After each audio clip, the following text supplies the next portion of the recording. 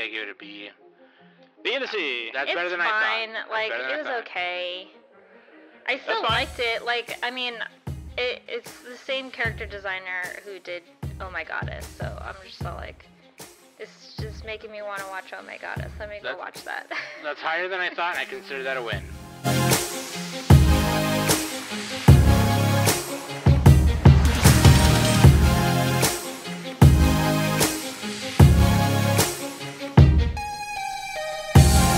Hey everybody, welcome back to the Anime Summit Podcast. It's your favorite host of the most, Som, the Bomb, and of course with me every week is Dannie. The longer we live, the more weight we carry in our hearts. Nick. The longer we live, the more weight we carry in our farts. Get out of here! No, I said farts. I changed it. Get out of here. It's just ruined it. I can really hear Danny's jersey come out when she said get out of here just now. I'm walking here. That's funny, man. Dude, yeah, let's just jump right in. We fucking told y'all for the past 15 years. We told you, so there's no excuse for not listening to this episode. Yeah. Okay, we're doing a show swap, and so today we're talking about Sakura Wars and Nana. I traded Dannie Sakura Wars, and she traded me Nana, which is perfect because I've been meaning to watch Nana for a long time anyway, because she's been recommending it to me for a long time anyway. So I think Som won that trade. I haven't even seen Sakura Wars. I'm no, just we can decide at the end. We can put that as a Spotify vote. Like, who do you think won? Yeah, who do you think won the trade? So who got to watch the bet? I guess you can just look at what they scored at the end. So that's kind of fair. Who got the better deal? Or I guess in your opinion, if you've seen one or the other or both, rather, you know, if you watched both, the worst trade in the history of trade deals ever. Or if you watch both of these in prep for this episode, you know what I mean? Then you know, based on your opinion, you know what I mean? So yeah, I'll put that as a Spotify poll, and you can do that. Actually, I checked Spotify, and there wasn't any new responses yet. But you guys should always leave questions on Spotify. I appreciate those. We'll read them on the show. And give us a 5-star rating. We're at like 122. Yeah, and for those of you who I didn't realize how many followers we had on Spotify. Apparently, we have like over 1,500 followers. So all those 1,500. Oh yeah, that's Rogan numbers. We're getting there. Should rated us. That's pretty good though. Like that's almost 10% of the people. That's a really high percent. Yeah, I have to go look at the breakdown again because I think Spotify is like slowly taking over like how many people listen on Apple Podcasts and Google Podcasts. It's crazy. But yeah, Spotify is making a huge deal out of doing that. So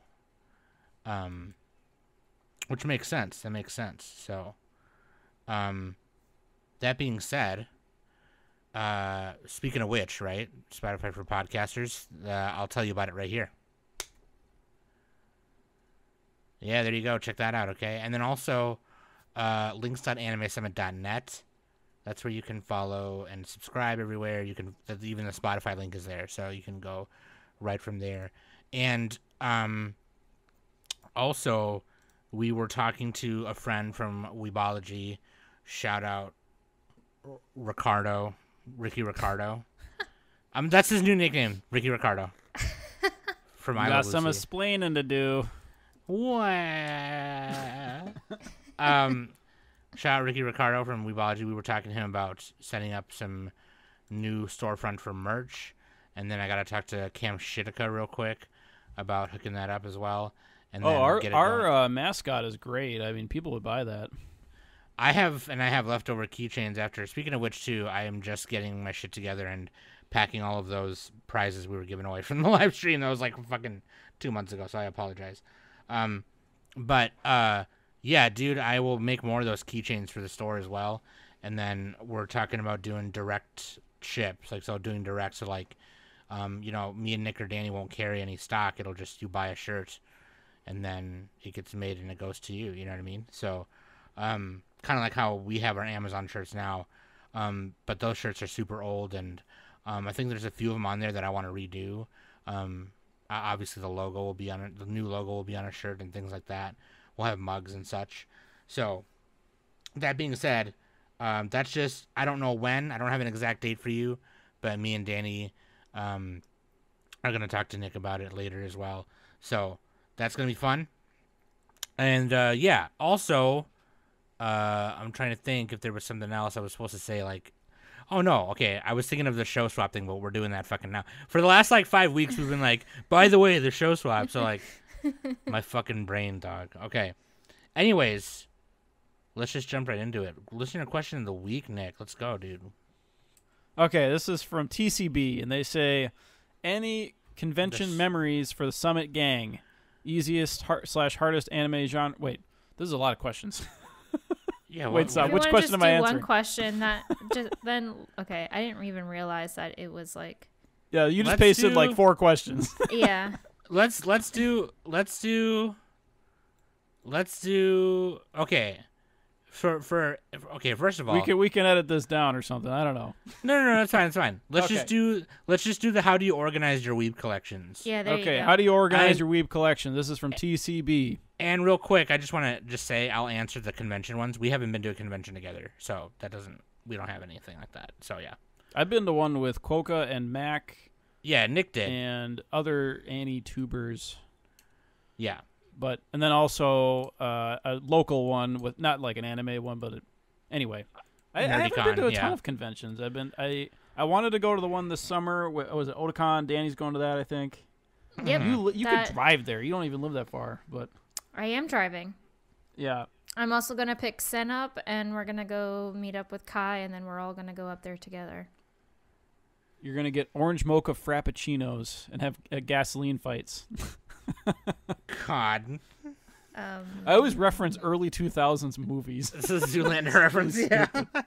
I have to make business cards for Danny to take with her as well. But yeah. Yeah. Oh yeah, not the ones that I made you do last second that one time. Oh God, no. Yeah. You did a good job considering it was last second. Yeah, dude. No, but these ones are gonna have the new logo on one side and then our Fist of Summit forms on the other with all the information. It's gonna be cool. But yeah, dude.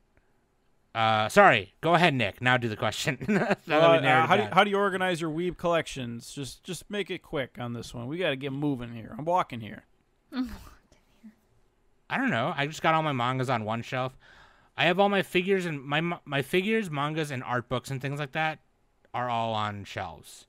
All of my DVDs and Blu-rays that I've bought are downstairs in a couple bins and boxes because I stream everything, so I don't feel the need to watch my hard copies, my physical copies. So, yeah, mostly what I have on display is figures, mangas, and art books and things like that. And I collect, there's weird things I collect, too, that I would have on shelves. And so, downstairs in my basement, I call it the Som Cave or the Bear Cave. I will be building shelves down there to display some of that stuff. So, for example, one of the things I have is, the original VHS release, the original Japanese VHS release of Martian Successor Nadesco. I have those, and they're these hard shell cases with, the slip-in covers and whatever. And then I have, the special, poster zine Martian Successor Nadesco thing that comes with coasters. I have an Evangelion, Rebuild of Evangelion Hanafuda set that we played with a little bit. So, which I don't use to play anymore. Now I have actual Hanafuda cards. But, I have that, and I don't know how to display that. It's just a box, right? Yeah, so I collect weird things like that. So, I don't fucking know, you know what I mean? So, it's just, I'll have to figure it out. I have to build shelves. I need more shelves. That's what I need. That's my problem. Just use Fuse. Or no, the hand. What do you call that? Zelda hand. Okay, now we're making Tears of the Kingdom references. Use the Stickum. What about you? I think Nick just has everything right in front of him. I have a much smaller collection than you guys. I also have a bunch of posters I haven't put up yet. Oh yeah, that me too. Yeah, I haven't put up God. a bunch of posters I haven't put up. I gotta get poster board. It's so easy to do it. I just haven't fucking done it. Yeah, I got a bunch of DVDs, Blu-rays. I don't have that many though. I got a few Nendoroids. I haven't bought one in a little while. Actually, some of them I haven't even unboxed yet, but they are displayed in the box, so that's kind of cool. That's about it right now. I don't have like stickers or anything. I don't have the. Oh, I do have an old Winry keychain that I put on my set of keys at one point, but it's a little heavy. It looks pretty good, but that's from like 2000. It's from the first Full Metal Alchemist, so that keychain is like 2003 or something. But yeah, that's what I got for now. Dannie? And for me, well, I mean, a lot of my figures are just on shelves. A lot of my Sailor Moon figures are pretty much on my desk. And I would say my manga collection is probably the most organized. I typically organize my manga alphabetical by the title. Dewey Decimal. No Dewey Decimal. Oh, I have manga too. I have them. I have them stashed in my nightstand. They're not even displayed. Now that I'm in my new house, I am actually going to separate some of my manga because I have a lot. And so in my office, where a majority of my weeb collection is, I'm going to get a like six tier bookcase, and I'm going to display like my favorite manga there, and I'm also gonna like put some of the figures that I still have in boxes with like a theme type of thing. So I just have to buy a new bookshelf for that. For sure. So For sure. I'll take a picture of it once I get it up and set up and stuff. Do you guys use those lights on the shelves so it like lights them up? Trisha put that above I'm mine. contemplating on something like that, but if I do have like lights in shelves, I want them to kind of be like on timers or like a motion sensor type of thing. Like if you walk past it, the light will go on. Like a creepy dollhouse. I don't really want like any wires exposed or anything like that. So. Yeah, see, I'm lucky that the shelves that are in the like makeshift cutout closet that I have, there's like a little wall that comes down. So Trisha was able to just put them in there, and so I'll take a picture of it later and show you. But yeah, that it's funny because Sen was asking earlier in the Discord, what do you guys do with stickers? Like I have a shit ton of stickers. I like slap them anywhere I can slap them on. I throw them in the trash. Dude, me and Dannie. I put a lot of my stickers on like my water bottles. Yeah, I was gonna say we grew up that DIY punk shit, so we just stick them everywhere. Yeah. Don't they wash off though? I hand wash my water bottles. Yeah, but doesn't it still wash off? Nope. Well, if the sticker's good quality, it'll stay on there. Yeah, like the way they make them now. A lot of these ones that are on my desk are slowly coming off because they've been there for a while, and I'm obviously my hands are on them typing and shit. And these were just like cheap ones that were from, whatever, like cheap like anime ones, cheap Sanrio ones. Sanrio makes stickers up the butt. So, but yeah. There's only a few on here that are like good quality band stickers, and they're on there. I have a couple stickers on my external hard drive. Yeah. I'm not a sticker person. I put them anywhere that I can. I like the look of stickers, but I don't like the look of stickers on something. If that makes sense. Yeah, because like once you slap them on there, that's it. Like you can't take it off. It's like a bumper sticker on a car, Yeah. Baby on board. Ah. I saw one yesterday that said "baby" up in this bitch. Anyways, yeah, good question. Shout out. Okay, Dannie, waifu and husbando. Waifu is Nana Komatsu Hachi, and husbando is Nana Osaki and Blast plus Ren. Wait. And Blast. Oh, that's like the whole Blast band. is the band's name, Yeah, so like the whole entire band. Oh, everybody who Plus takes care Ren. of Hachi, pretty much. Yeah, and plus Well, except- Ren. Yeah. The old No, you lineup. should, Danny. You just make it Nana and Nana. That's all you gotta do. Nana, Nana. That's what I had it as. That's but what then it is. But then I put Blast, which is the band, and plus No, Ren. Danny. It's much Yes. funnier if it's Nana, Nana. And actually, it's even funnier if you don't even put their last names. Just say Nana and Nana. No, I like what I did. Okay, Nick wants to meme because he likes Nana over Nana. Okay, so Yeah, that's why I keep typing in Discord. I'm like, Nana greater than Nana. It's like Trigun's better than Trigun. yeah, you'll hear why I originally put it as Nana Nana, and then Danny added the Blast plus Ren, but which is hilarious. No, fucking Nana was great, but we'll talk about that after. We're gonna talk about Sakura Wars first because 2 reasons. Number 1, it's shorter, and it came out first. Still 25 episodes. And then yeah, and then also there's I think in my opinion, and I believe Danny will share the same opinion, that there's not as much to say about it as Nana, and not because Nana's longer. It's just Nana has a more, it's a drama and a romance, right? So there was more things in it that kind of were more relatable in it than Sakura Wars. So anyways, let me do the intro because I'm not going to talk much.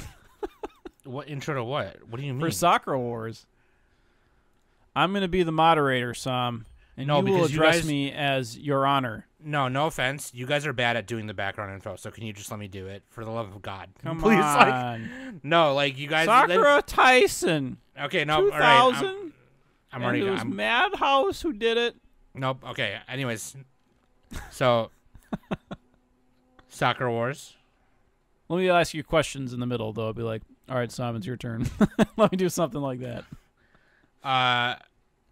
Studio Madhouse. Director was Ryotaro Nakamura. He directed Serious Experiments Lain, Kino's Journey.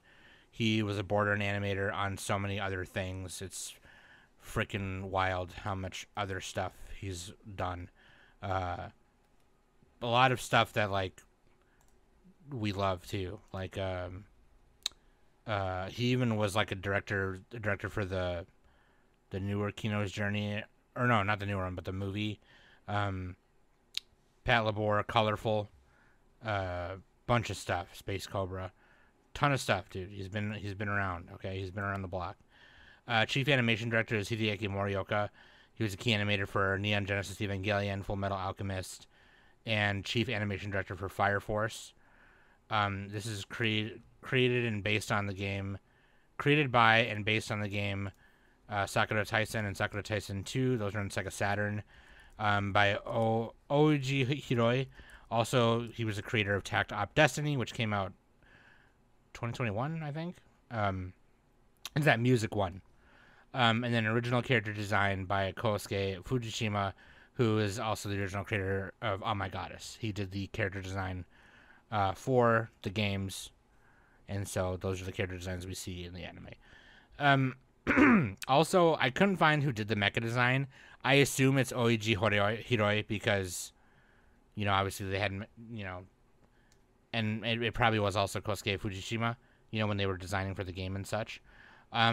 Later, you're probably going to, hear me make comparisons to the game and the OVA, but I am going to try my best to make it a point just to talk about the show by itself, because this show by itself, they call it the TV series or whatever. 2000 spring season, 25 episodes. I forgot to say that. This show by itself is very different from what originally transpires in the first 2 games, because this adapts the first 2 games rather, and different from the direction the OVA was gonna go, or if that became a series on its own. But the OVA was done by other people, I believe. So, anyways, that being said, Sakura Shinguji travels to the capital with aspirations of defending the city from the demonic forces of the Black Sanctum Council. Like her father before her, however, things are not as she imagined, as in addition to using her great spiritual energy to pilot a mech called Kobu, she must also perform on stage as an actor as the Imperial Flower Division's cover as an arts theater. Making a fool of herself and ruining a production gets her on everyone's bad side, and somehow she must learn to work with them as well as prevent the enemy from destroying several shrines which protect the city. And with do the shrines let her teleport to them? Fast travel? God. Stop. Oh, Lord have mercy. Stop, Nick. Stop. Just do a solo cast on this so you can get it out of your system. God fucking damn it, dude. Anyways. I got the Hylian shield today.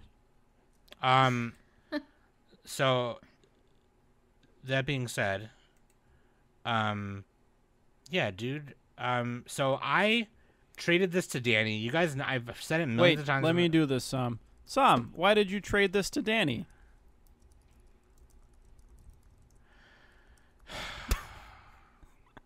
Anybody? Bueller? So I traded this to Dannie because number one, I've talked about many times about how much I've loved it. I love Sakura Wars, and a lot. You know, I love mecha stuff. And the thing about Sakura Wars is like I haven't seen this particular TV series in I want to say like I don't know 10, 12 plus years. Okay, so I didn't even remember a lot of it at all. I'm getting to that age where I'm starting to forget like animes that I've been watching, you know, for a long time. And what I remember the most, what I remember fondly, because I've seen it so many times, is the original OVA produced by ADV and things like that. I have never played the game because it's really hard to play the game because they've never came out in English.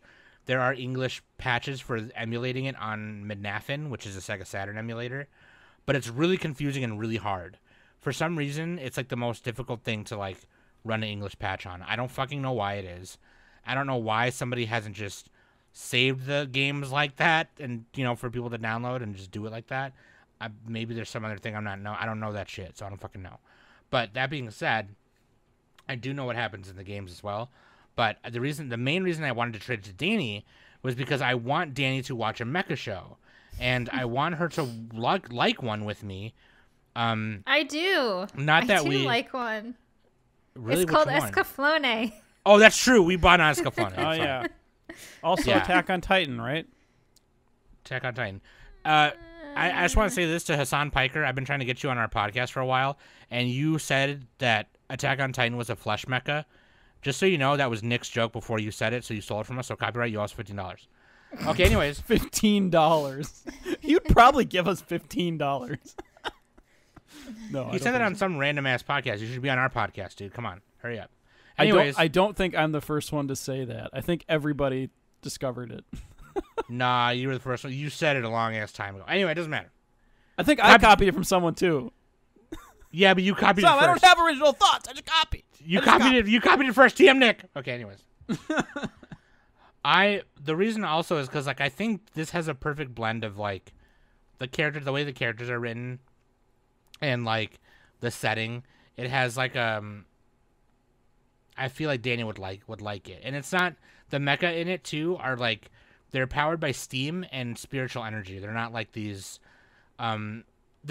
super crazy unbeatable things. You know what I mean? So I thought that might have been more cooler for Dannie to see than same with Escaflowne. You know what I mean? It's not like this, even though it is this like godly kind of armor and being, it's not like the most powerful thing in the whole fucking world. It's just like this ancient weapon that's like been long forgotten and reawakened, right? So like it kind of has like this cool thing about it. But anyways, Dannie, I want to know your initial thoughts. Oh wait, actually, Nick, I yield 5 minutes to. Yes, thank you, Som, for that answer to my question that I asked you. Dannie, what are your initial thoughts of Sakura Tyson, aka Sakura Wars, made by Studio Radix? Radix? No, Madhouse. Radix is the OVA. All right. I didn't need to add that in there. What do you think, Dannie? Oh man. Okay, so I believe I watched Sakura Wars a long ass time ago, like bits and pieces of it. I think it might have been on Toonami or something like that, because I definitely remember watching a little bit of it, but actually watching it from beginning to end, I will say the the beginning for me, at least for my initial thoughts, is it's a little bit of a slow burner. So, and like when you first meet maybe like the first two main characters aside from Sakura, they're a bit annoying. Like I don't really like them and stuff. So, but it definitely, in the end, it honestly really made me want to go and watch Oh My Goddess. You saw that, right? Like you saw those fucking because of Kyosuke Fushishima, Yeah, you Fujishima. saw the way that like some of those episodes were boarded, right? That's like it. Oh gosh, like a lot of the characters in here look like they're copy and paste fucking like a lot of these characters. Yeah. Like Iris looks like frickin' Skuld, except with blonde hair. Yeah. Sakura looks a little bit like Belle Dandy. So yeah, like I just couldn't. While I was watching it, like I really could not stop thinking about Oh My Goddess throughout the whole thing. Yeah. And it's funny too because if you look at the cover art of like the Saturn games, you can tell that like there's also a couple of Oh My Goddess Sega games too that are visual novels. But like if you look at the art of the Saturn games or the PS2 remake or whatever, there's but it's funny because the opening animation of the Saturn game, the art is different. So like I don't know who did the art there, but there's also a few episodes that are boarded by, or maybe it was just one episode. I think it was episode 11, where they go to the beach or whatever. I think it was. That one's boarded by Junichi Sato, which like I don't know if you could tell, but yeah, like I could not tell until I saw it later. I was like, there's something about this, that the way this is shot, that I'm like, But there was also a ton of different episode directors. There was almost a different episode director for all kinds, which is, I mean, that's a lot of the case, I guess. But Masayuki Kojima was one of the boarders. Takashi Watanabe was another.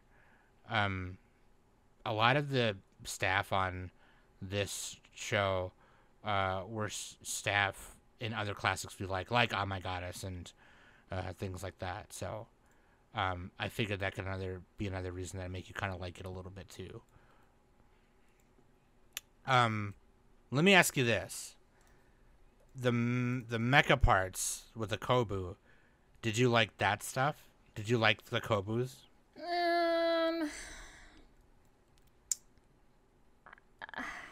Not really. Well, get wrecked, Som. Fuck you then. Like, if I had to compare to like a mecha show that I do actually like compared to this one, Escaflowne is the win. Like, I'm sorry. Escaflowne turns into a freaking dragon. It's a dragon. Turns into smog. I mean, I did like the whole like the colors, like Sakura's pink and Kana's red and all that kind of stuff. So, but I don't know. They're just ugly. I'm sorry. Like, see, because the way they were designed was ugly supposed to equals be like, bad, as we know.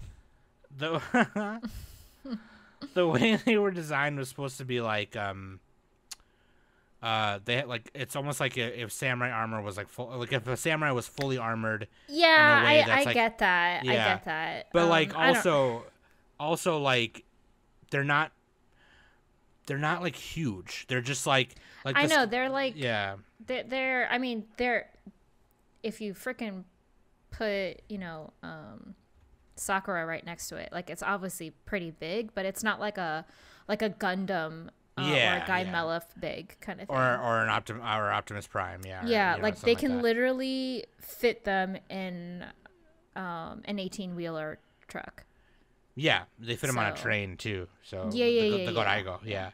But like, no, I happen to particularly love the Kobu, but I understand your reason. I absolutely do. I'm definitely like more kind of like aesthetically pleasing kind of things. Sure, yeah. You know. Well, and I'm biased. There's like, right. Out of all the mecha design that's out there, there's probably like maybe 5 or 10% of it that I don't like. Yeah, I will say it's definitely a unique design. You know, it's not like they went with, you know, a Gundam kind of thing, you know? Yeah. Yeah, it's like fucking well, no, it almost looks like a Zaku a little bit. I'm looking at the OP. Oh, sure. It reminds me of Nausicaa a little bit. I don't know. Yeah, it's got an old school feel to it, which is the opening has a lot of views on YouTube. Because the song is a bop. Like such a bop. It's such a bop. It's pretty good. The one called Saturn, right? Well, yeah. It's saying Saturn because that's a Sega Saturn opening. Yeah. That's the opening to the Sega Saturn game. Well, what the hell is it called? It's called Teikihu Kakigen. Okay, I can't. Imperial Floral Assault Unit or whatever it's called. Yeah. It's like Geiki Teikoku Kagekidan, which is like by TV. Here we go. Lyrics TV. Okay, it's by Chisa Yokoyama and the cast of the I think I heard the same song that Som had it on her My Radio Hour. Her radio hour. Her faves. I have a feeling that's the best part of the show. Am I wrong? Huh? You're not wrong. No, you're not wrong. Aha! Here's the thing. There's basically the gist of it is this, okay? And I'm not gonna spoil too much. I mean, we are gonna spoil it, but I'm not gonna go into details. The thing is that Sakura is the last like member to join this troop, because again, her father was like a demon hunter, a coma hunter before, right? And the bad guys, the antagonists, he wants to return Japan to like the old world, the old ways. And he's going to do so by like releasing the darkness that were sealed away in these shrines across Japan, across the capital or whatever. And Sakura joins these 4 or 5 of the girls who are like nothing like each other. Okay, like they're all very different. They have to learn to get along, and they have different personalities. You have Sakura, who's just like, she's kind of a ditz, but then like when she uses a sword, she's like, she'll kill you 5,000. And then you have Sumire Kanzaki, who's the fucking tsundere, right? Tsundere.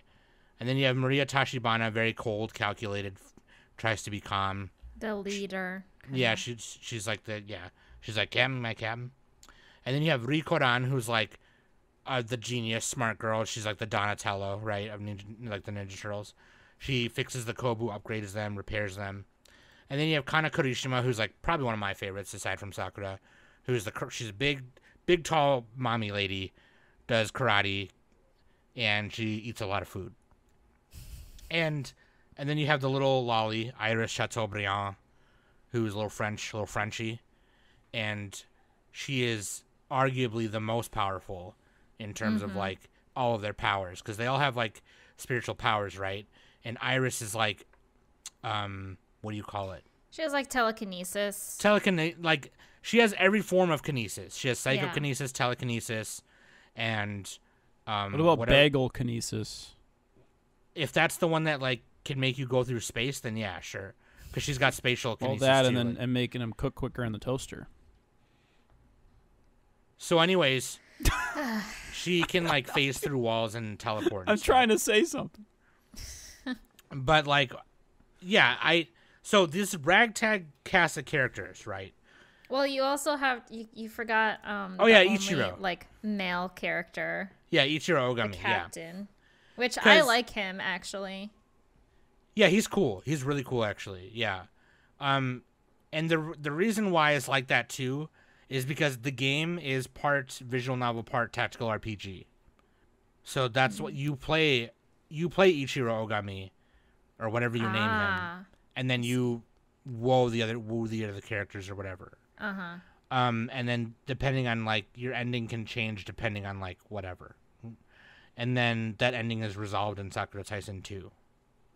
So I stand by the fact that like adapting anime adaptation video games, like video game adaptations, are kind of either bad or mid, This was a little bit on the mid side, and I think they just changed too much from the games and the original OVA.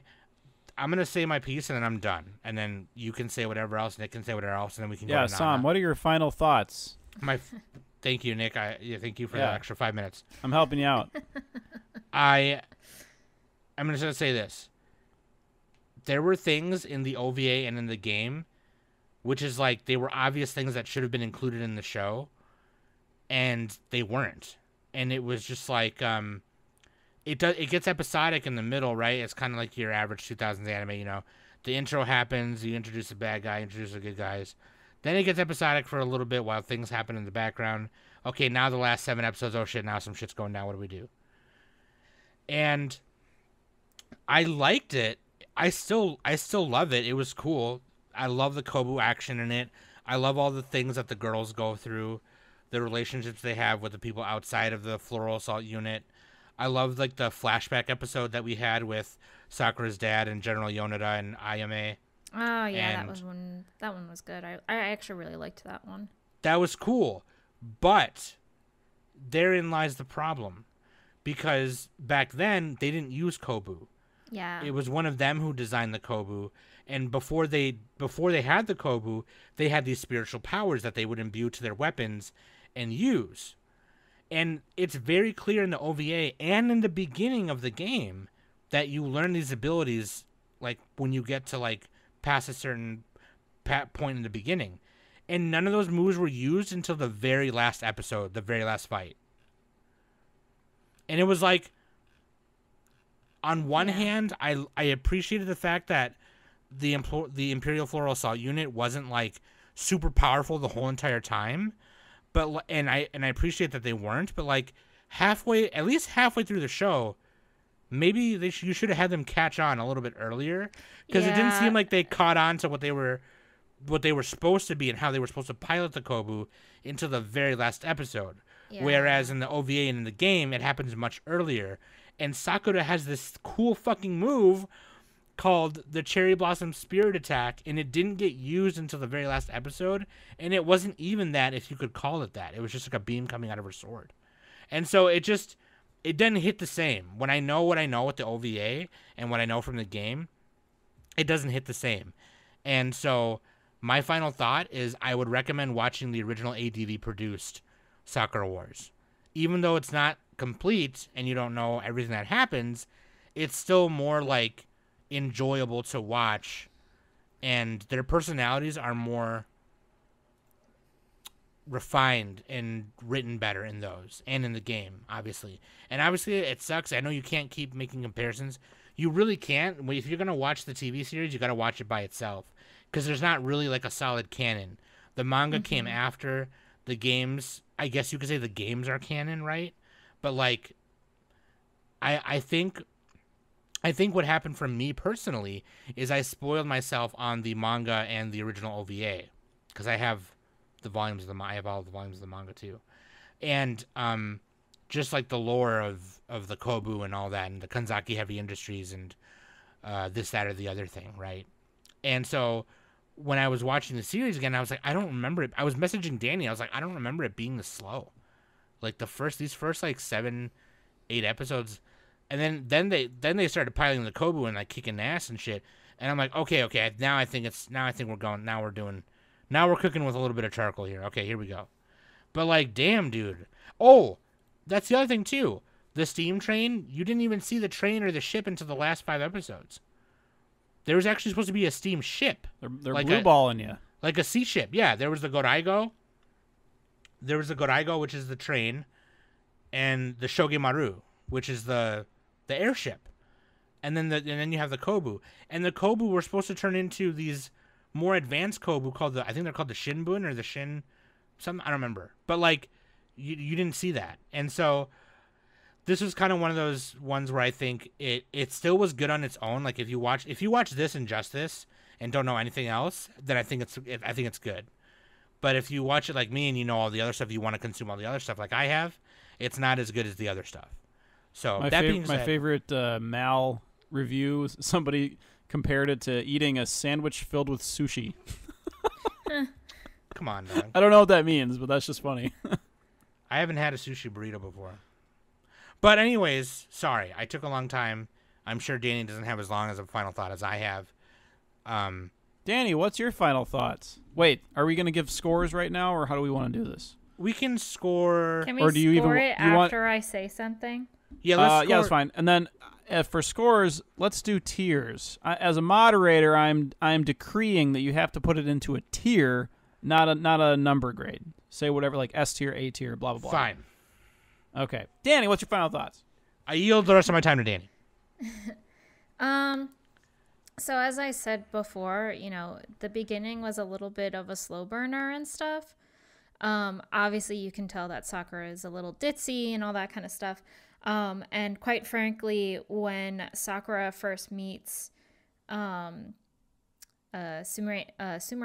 and Maria, it they really just brushed her off and everything. I think the only ally, Iris was a little kind of put off by Sakura, but I feel like Iris warmed up to Sakura a little bit more, because Maria and Kanzaki, they literally just keep to themselves. So in the beginning, you can see this dysfunctional unit and stuff.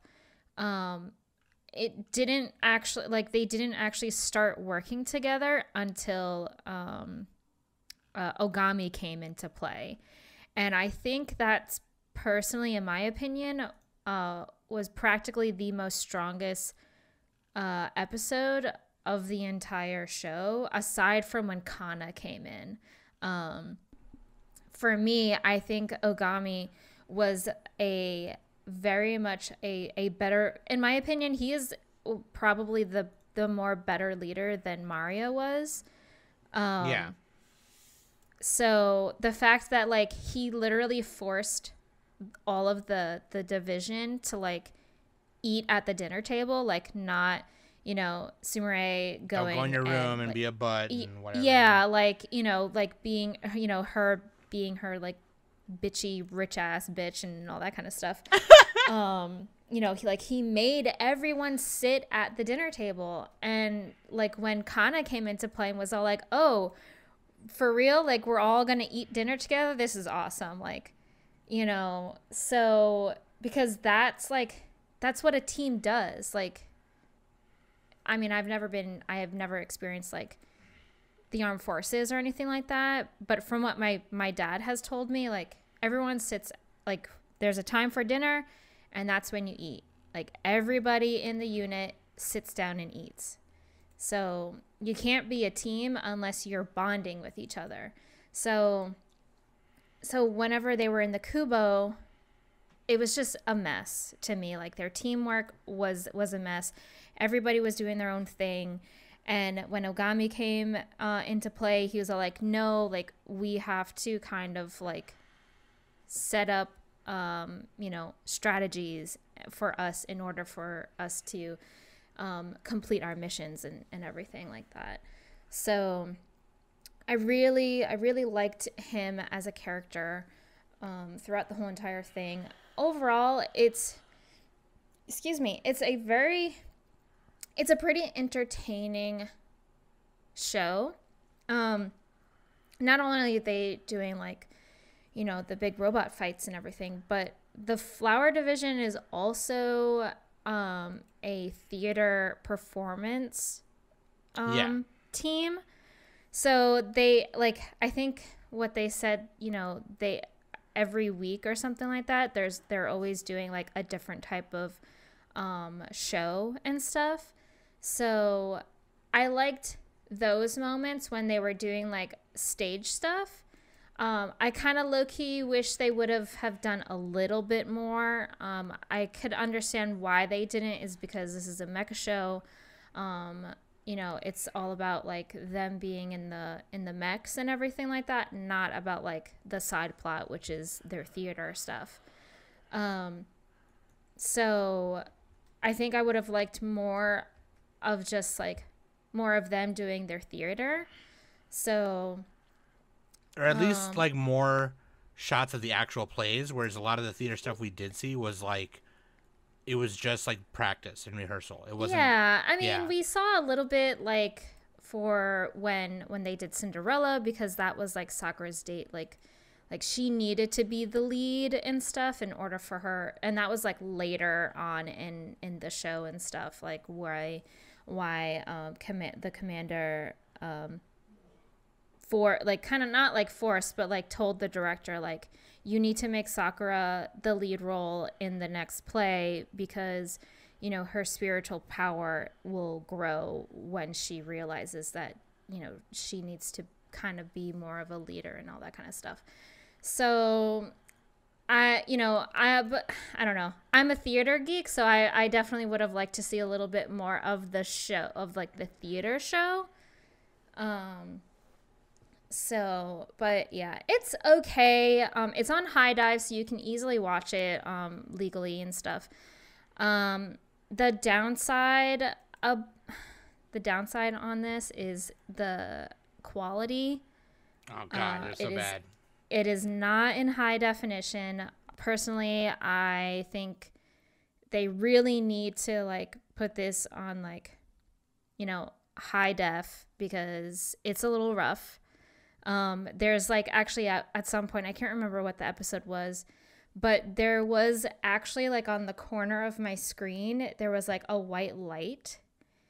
That kind of, it was like a faded kind of looking thing or whatever. So, yeah, it's a little rough. It's definitely dated. Like it's very outdated.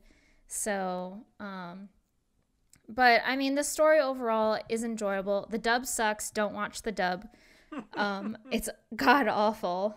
So that's coming from the Dub and Dannie. That's coming from someone who enjoys dubs.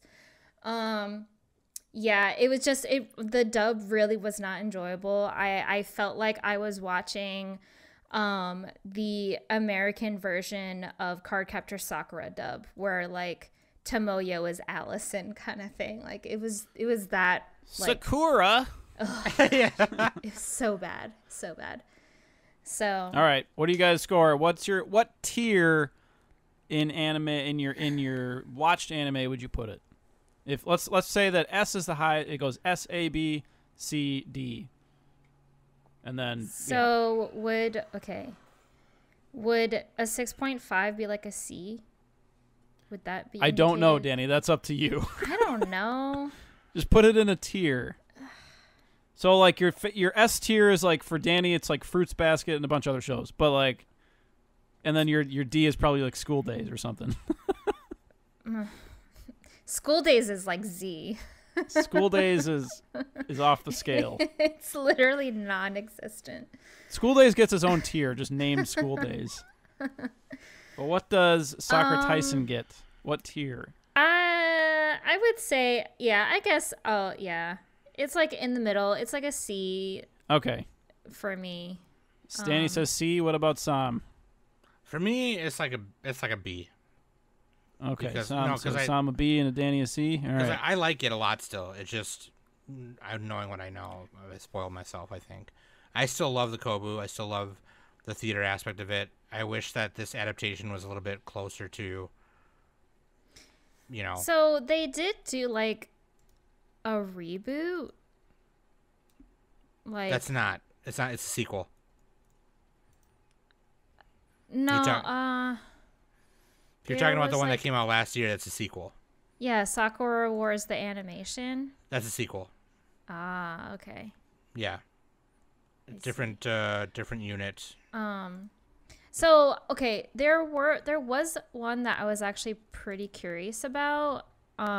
It's actually the sequel to the gorgeous it's the sequel to the OVA, the Gorgeous Blooming Cherry Blossoms OVA. And the sequel is the Radiant Gorgeous Blooming Cherry Blossoms, and it has like 2 additional characters. Yeah. Yep. Cause I do the thumbnails for all our episodes each week, and ahead of time I was trying to do the thumbnail for this one, and I was looking for Sakura Wars pictures, and these two other chicks are like there everywhere. I'm all like, who are these bitches? Like, yeah, Soletta. They weren't in the TV show. Where are they now? You know? So yeah. Or Human Lenny. Yeah, I'm kind of curious about them in particular. They are from the not Paris division, but like they're from a different division. And then then there's the one there's the Paris OVA that comes after that shows where Ichiro, because at the end of the second game Ichiro goes to Paris to train them. And then you have like the Southern girl Erica Fontaine. And there's like a movie too. There's like Sakura Wars the movie. Yes, yeah. So yeah. I think I would much rather watch the OVAs than. Please do. Like I think I would have a much better time with them, maybe. Yeah. So. Yeah. But yeah, dude. I give it a B. So you give it a C. I give it a B. B and a C. That's better than I thought. Fine. Like it was okay. I still liked it. Like, I mean, it's the same character designer who did Oh My Goddess. So I'm just all like, this is just making me want to watch Oh My Goddess. Let me go watch that. That's higher than I thought, and I consider that a win. And we talked way too long on that one. That was completely my fault. I am so sorry. It's also Danny's fault, and I will blame both of you equally. Okay, let's go on to Nana, because Nana's really all right, no, good. hold on. Let me do my job. Let's sorry, move on to Nana. Nick. All right. Stepping on your toes. We're talking about Nana here. This is, I don't even have the page pulled up. This is, you know what, Som, start going. Okay. Nana. I had the page and it, like, disappeared. Nana. Wait. Do we want Danny to introduce this? Because you did Sakura Wars. I could so do Danny, that. All right, Danny, go ahead. Okay. I command you, I decree that you introduce Nana. All right, you may proceed. Okay. The court Just read pleases. it how I've written it, and then you'll be good. All right, so I gave Som Nana, which came out in spring 2006. It's 47 episodes. Studio Madhouse. We have like a Madhouse episode going in the on right middle now. of the street. Well, they were a lot bigger in the 2000s than they are now. Yeah, or a lot more like. They still famous do shows. stuff. Yeah, they got stuff now, but they're not as big. Like Mappa is the new one now, so.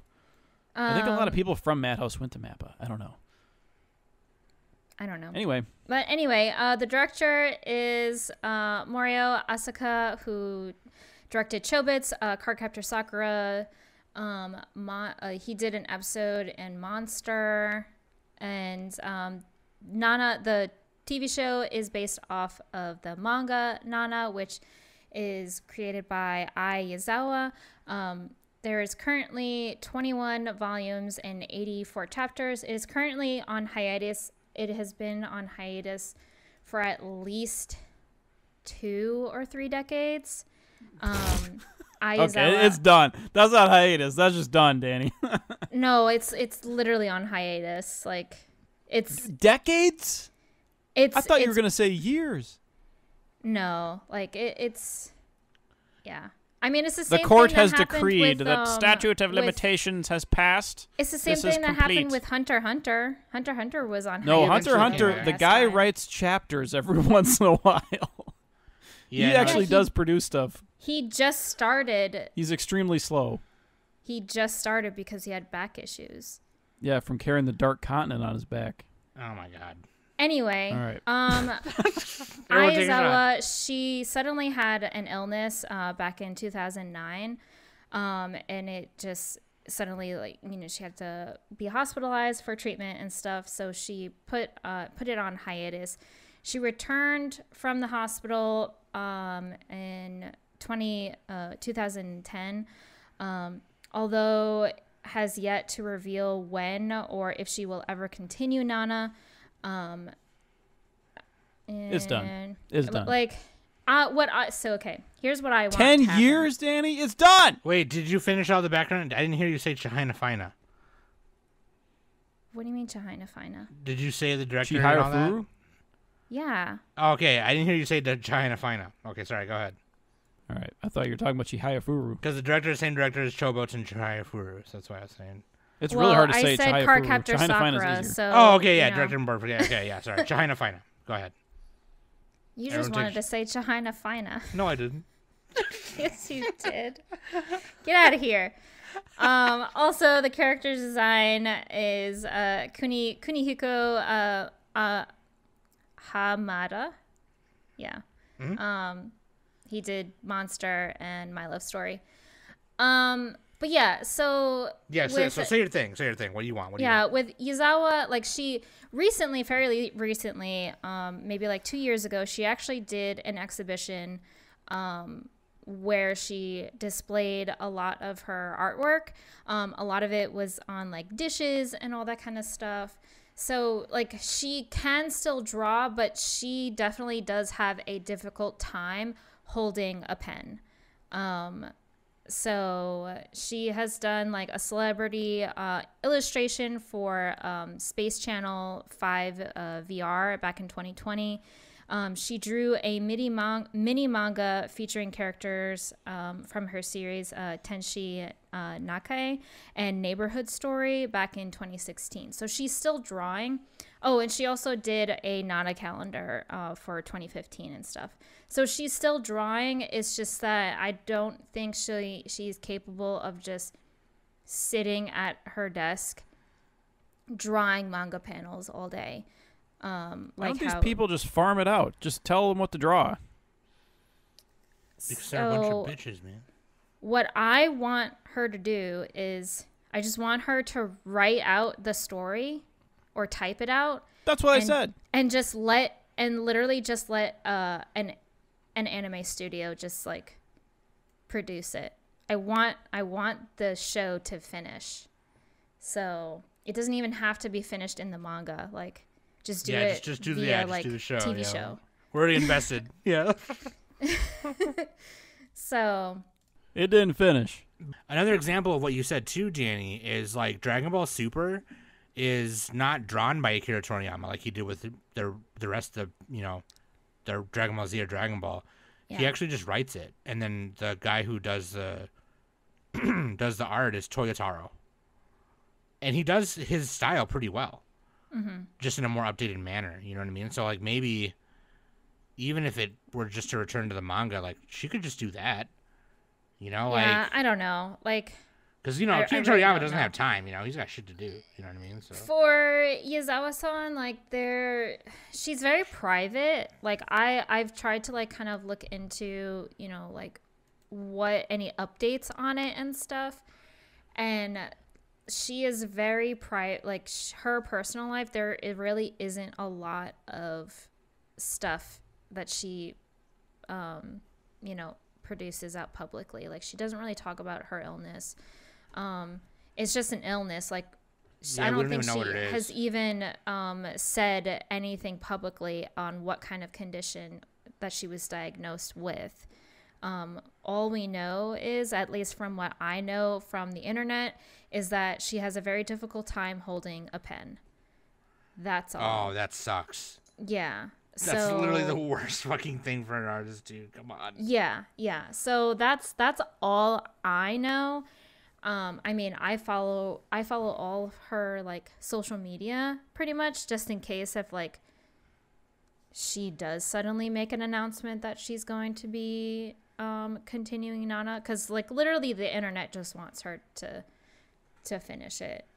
Right. So, but it's like Game of Thrones. It's never gonna finish.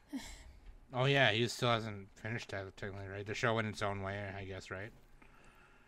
Something like that. Yeah. Anyways. So, but yeah. So at least what we have, we can at least judge what we have, what we watched. So. Yeah. And the reason why I gave Nana to Som is because, one, goth bitches. Yeah. Two, Som loves music just as much as I do. Yeah. And yeah, like this is like a romance story, and it's drama, and Som doesn't watch enough romance stuff. So this was definitely something that like I wanted Som to watch, especially because this is from the 2000s. And, I remember Som saying, she's just starting to get into romance and like more of the newer stuff. So I wanted to give her something of like a little bit like older, but it's still like story driven, and like there's drama in there as well. Something from the era of when I was complaining about it. Like, well, I don't watch it Right, because of this. yeah. So, yeah. Hell yeah, dude. All right, Som, what did you think? What were your first impressions? Wait, Dannie didn't yield her time. Dannie. Oh, I'm done. You yield. The court decrees I don't know that what you that, yield your time. I think I was done when I was like silent. I don't know what I'm doing. What the heck? Can we just keep I need a going? gavel sound. Danny's like, can you just fucking do the podcast? God. No, you're right, Dannie. No, I loved it. And, obviously, like, I love Paradise Kiss. So, like, I probably love Nana more. like, but, like, I mean, that's like, I, in the bands I was in, you know, we never made it anywhere. So we played like 2 shows. So I couldn't relate to like some of that stuff, but I could relate to at least some of the band drama. Like, dude, don't be dating whoever, don't be dating this person, doing that, doing this, that, or the other thing. But then don't dip your pen in Company Inc. But there's something about the main part about it. Okay, aside from all the characters being really fucking cool, except Takumi, go fuck yourself. Takumi, if you're listening to this podcast right now, fucking turn it off or I'll fucking kill you. You fucking Som Takumi is a fictional character. Relax. Turn it the fuck off or I'll real. fucking slit your fucking throat, you piece of shit. He's real to me, dude. It's real to me, You know Dannie. what? He's kind of my favorite one. He was a businessman, Som. Shut up, Dannie. Shut up, Nick. I'm kidding. No, Oh man. joking aside, no, I'm just kidding, Takumi. But I will kill you though. But like, joking aside, I'm not joking, by the way. I'll fucking kill you. Like I, like the main part about it that I loved was I love all the romance drama, and I love the romance polygon that they had going on and all that stuff. I loved all that. Each character had their own specific like venom and their own specific antidote to the love woes they were going through, right? And every time it was dangled in front of them, it got pulled away by some other misunderstanding, right? And it was just like, fuck! Mm-hmm. and it was done in a way where it wasn't like, oh god, this again. It was like done different, but the same each time. I don't know how to explain that. But like, my favorite part about it though, is like the platonic romance between Nana and Nana. The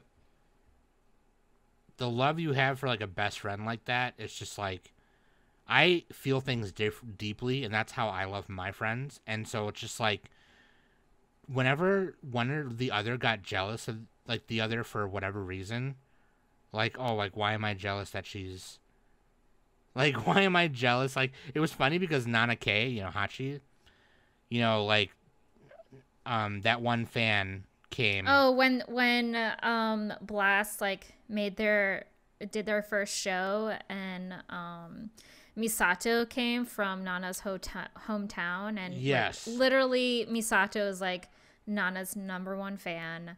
You know, she literally knows everything and anything about the band, even past members and stuff. Like, she knows everything and anything about Ren, you know, and like, obviously Hachi doesn't know Misato, but she gets jealous at Nana because Misato is so close with Nana, and you know, they like go to the amusement park when like Hachi has to go to work, and you know, she's pissed off about that. So like, she just gets like in this jealous rage on all like, why can't like Nana be like that with me? Like, why didn't she invite me to the amusement park? Like that.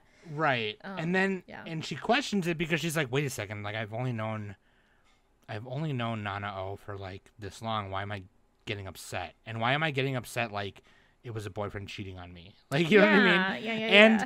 And a lot of people will look at that and be like, God, Nana K is so annoying. Why is she being like that? And it's like, no, I understood that. I understood that wholeheartedly because of I don't know what it is. I've talked to a therapist about it millions of times, but I get like that. I get like that very often. If like they're like, even with little things like if someone doesn't think of me, like there was like when the Anime Brothers did that mecha episode and they invited me on, I was super happy. And then, but if they had asked Danny to be on it, I'd be like, what the fuck? I mean, first of all, that would make no sense at all. Yeah, I would have got upset. Like first of all, I would have got jealous and I would have got upset. Or if somebody has like a guest that I've been wanting to get on for a long time on their podcast, when I like had spoken to them about it, I will get upset. And that has happened. Like it's the same thing. If I feel like some old Joe motherfucker who knew Danny, like, I don't know, maybe 10 years ago and hasn't spoken to her since, you know, however long, and then all of a sudden comes out of nowhere and goes, hey, what up, buddy, whatever, I would get jealous. I would absolutely get upset. I'd be like, whoa. You're talking to my guy all wrong. It's the wrong tone. You do it again, I'm going to stab you in the face with a soldering iron. Let me ask you something. Does your mother sew? I understand that. When that happened, and even in the reverse later, right? Because, like, later, Nana-O is, like, when Nana K starts going out with Takumi and all that shit. Yeah, with all that stuff. I mean... There was a thing with, like, Nobu where Nana was, like, Nana-O wanted her to date Nobu because that way she could be close to her because Nobu and Nana are in a band. And it's like, I understand that. I get that. I feel the same. I understand both of the Nanas, and I feel like in one side of my heart is Nana, and the other side of my heart is Nana.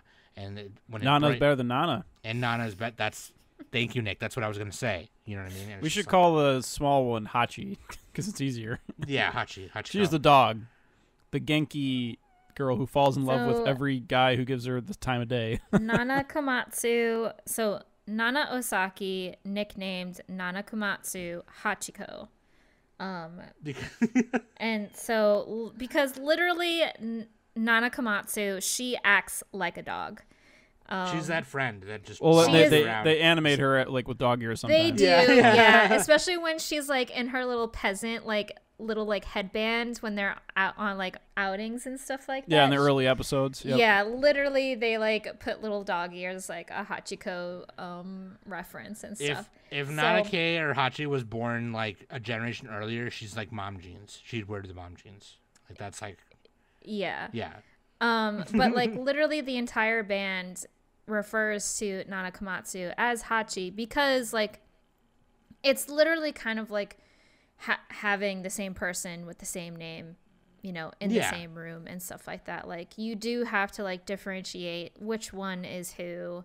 So, and that's why the entire band, even though Nana doesn't like the nickname Hachiko or even Hachi for that matter, but she learns to get used to it and she learns to love it because the entire band, you know, and even Nobu says it too. Like when they kind of like started talking and like dating and stuff, you know, Nobu would refer Nana K as Hachi, and she even told him like, please don't call me that. And Nobu's all like, I'm sorry, but I can't call you Nana because if I refer to you as Nana, I'm thinking of Nana, and Nana is like a sister to me, so I'm sorry, but like I need to call you Hachi or Hachiko. Yeah. So yeah, it's a really funny because later that plays into like some of the drama stuff too. Yeah. Yeah, but yeah. Oh gosh, this show is so good. and we here's the thing too is like I mean we could go over some of the crazy stuff, but like honestly I don't even really want to. But I mean I could tell you some of my favorite moments, but like for me honestly it's any moment where one Nana is comforting the other for whatever reason. Whenever they're together. The Nana Yuri romance. That's not really a romance. It's a bromance, but with chicks. It's a God, Nick. It's like a fucking. It's a you know it's a very like a very, and it sometimes when you meet somebody right randomly happen chance on a train, you know. It's just like you just develop this bond with that person, and That's just how it works out. And it's so like it almost is kind of like a play on the whole like star-crossed lover themes, except it's with two friends who got really, really close. And then like, I don't know, man. I feel that intensely. I relate to that intensely, and I just love it. It's whenever those two are on the screen, I wanted them together on the screen more than I wanted them, their personal like romantic relationships to work. I honestly could give a fuck about all that. Like, I literally just want them to be together. Like, that's what I want at all times. I'm not saying romantically. Maybe I don't care if they were or not. But like, honestly, like I just want them together on a screen at all times. All times. So that's a little context on, because I completely forgot that we didn't really talk about what Nana is about. Yeah. Oh yeah, we didn't. You guys always do this, man. So DNA. I'm just gonna read the little 10 points from Gryffindor that's on Annie List right now. This is why you should let me do it, by the way. Fuck you guys. Two 20-somethings seemingly share nothing in common but their first name. But a chance meeting on a train bound for Tokyo sets Nana Komatsu and Nana Osaki on a collision course with destiny. Nana Komatsu, a love at first sight dreamer, aims to find enduring happiness in the big city. Nana Osaki, a neopunk rock vocalist, pursues her burning ambitions of musical stardom and worldwide fame.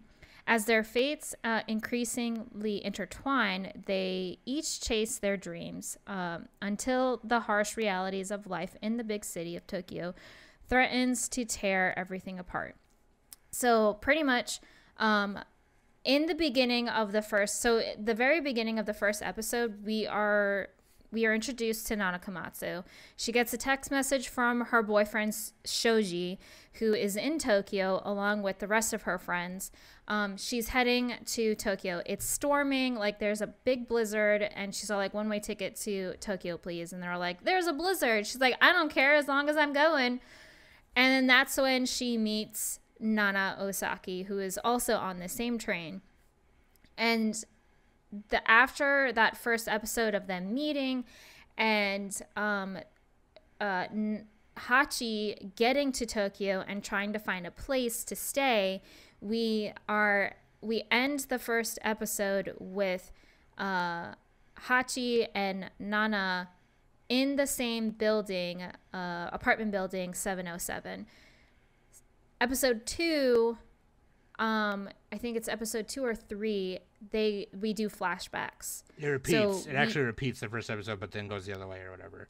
Right. So like we have like Nana Komatsu's story on why she's going to Tokyo, and then after Nana Komatsu's story is done, we get Nana Osaki's story on why she's going to Tokyo. And the reason why Nana Osaki is going to Tokyo is because Ren, who is her boyfriend, went to Tokyo because he got an offer to be the lead guitarist for a popular band called Trap Nest. And Yasu, who is the drummer of Nana's band, pretty much persuaded Ren to go to Tokyo. So Ren goes off to Tokyo. They kind of like, they don't break up, but they kind of like say, yeah, this is done because a long distance relationship is not going to work. No, we're not going to do so, that. And Nana was just like, you know, being all prideful and was all like, I'm not going to Tokyo for Ren. Like, I'm going to Tokyo to make it big for myself kind of thing. So, and that's kind of where we are back in with the current story of like the two Nanas together and rooming together. They end up finding the same apartment. They're like, ah, shit. Yeah. Which, by the way, that whole scene with them for trying to decide who gets the apartment was like pure gold and pure comedy. That's funny. Especially the old real estate guy that Hachi was with and stuff. Like, he's all like, excuse me, you know, there are 2 separate rooms on each end of the hall, so you guys can room together. And also you can split the rent. And they're like, wait, that means it's cheaper. Yeah. So it was great. Like, I love that moment. That was so good. Mm-hmm. But gosh, all of the characters, I love all the characters. I can't pick which one is my absolute favorite. aside from like Nana Osaki, like I definitely, Nana Osaki is my for sure like all-time favorite female character. But as for the rest of the cast, I have a very difficult time on who I like. Yeah, me and Danny have to share Nana Osaki, but like that's like a given, right? But like, and I have to take secondsies because Danny's the one who showed it to me. But like, if outside of the Nana Osaki, yeah, it's tough. It's really tough. Like it's because they're all so like their characters and their personalities and stuff and how they're introduced are just so good. Like how Yasu is introduced and like how Yasu's personality is. Like Yasu, he is like a heart of gold. He will literally drop everything and go help you. Like he's that type of person, even though he's a freaking skinhead and he looks like he's gonna murder you and stuff. But like he's literally teddy bear, heart of gold type of guy. And then there's Nobu, terms, not American terms, by the way. Yeah, like what was that? I said skinhead in Japanese Yakuza terms, not in American terms. Cause, oh yeah, no. Yeah. I mean, he willingly shaves his head. Yeah, he shaves his head. Yeah. So, but then you have Nobu, who is like, again, you know, he's kind of like a goody two shoes. Like he is just too good of a boy. Like he is honestly like, there is no man alive who has a personality like Nobu, in my opinion. Like I feel like Nobu is just a dream. Like he is too good of a respectable guy. So he always cares and then about you what have you're Shin. thinking. He's too similar to Hachi. Kind of. Very similar. Like he is definitely the male version of Hachi and stuff. But I think Nobu is a little bit more of like, he will think and recollect on situations, whereas Hachi, she will just jump the gun and she would kind of like not see the context of the situation and stuff. Whereas Nobu, I feel like he is definitely more of like refined and like he will think about a certain situation. So like kind of what happened in the final episode. Yeah. Which that's still like that still breaks my heart. Yeah. So, but then, yeah, and then you have Sheen, who is like this mysterious kid who, like, you know, when you first introduced to him, you know, he lies about his age. And then he's like 15, isn't he? Yeah. He's like 14, or yeah, no, he's 15. He turned 16 later. Yeah. And he's a gigolo. He's a total male prostitute. He's a whore, as Frank would say. Sure. But like the things that Sheen says, like a lot of the things that he's never done and stuff, and everyone is all like, yeah, he's like, yeah, I've never done that before, and they're all like, what, you've never done that before? So like, and then they like educate him on like the things and all that kind of stuff. So oh gosh, but everything, like all the characters, I'm just like, oh, I love them all.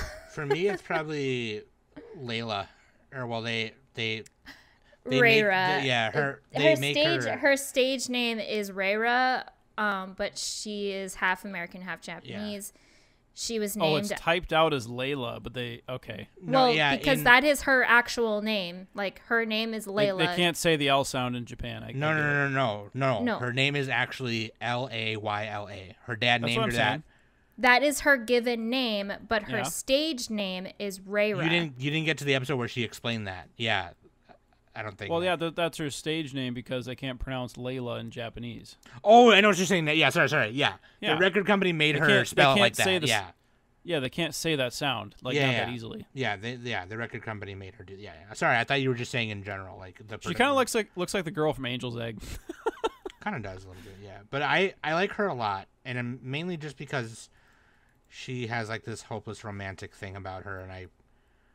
Well, yeah, her and Sheen are like they got a thing going. They got a thing going on, and she's like much older than him. She's like 5 years older than him or something. Yeah, which is obviously inappropriate, but like that's kind of part of the yeah. That's kind of part of the issue with her that she has to get over because she's like in love with she's Takumi. in love with Takumi. Yeah. Yeah, so but with Layla, she's awesome. I mean, all this we can even talk about the songs in this because this is about it had really good songs, yeah. This is a music show and everything like that. So all the songs are great. Particularly a majority of the OPs and EDs are within the show as well because those are the songs that the band plays and stuff. So I like how it interchanges. The first OP is by Blast or Blackstones, and then the second one is Trap Nest, and then it goes back to Blackstones. And then I didn't realize that. Yeah, so the I first skipped a lot of them because I had to binge it. The first OP is I did watch it, but I didn't watch them every time. Yeah, the first OP is Blast, and the first ED is Trap Nest, and then they switch each time. It changes. With a few. It's only like twice, right? Or it switches like once. 3 times. Okay. Yeah. So the singing voice who does Nana Osaki is Ana Tsuchiha. And then the singer who does Reira's voice is Olivia. And I believe Olivia is also half American, half Japanese as well. So I find that pretty awesome that she plays a character. Well, she sings for a character who has the same like background as her. Yeah, background as her. So. Yeah, all the songs are amazing. I love them. The first OP is Rose, and then the second OP is Wish, and then the third OP is Lucy, which is Blast. And then the EDs, they definitely change over time. So aside from the second OP, which is also Rose. So, but personally, I love all the songs. They're all great. I listen to them practically all the time. That's Danny's ringtone. That's your alarm. They're on my bunch of my playlists now because of it. I just fucking love it so much. Yeah, this I hate this show. By the way, this is an awful show. You can't tell that I love this show at all. Wait, what? Oh, okay. I hate this show. The show so sucked. Much. This show I thought you were going to say because it doesn't end right. Well, I mean, that's what I was going to say next, just to conclude my thought. It's a great show until the last, episode, and then it, does a time jump. Anyway, we'll get to that later, but... So, and I don't know... I heard that to, some people have said to start at, around chapter 40, 41, 42. I personally... Wait, some people said to start at 41? For the manga chapter. I said chapter. Because... from the... That's where it leaves off, right? So, Wait. Chapter 41? That's not that many chapters. Oh, maybe... Did they add, filler and stuff? Is that what happened? I'm not sure.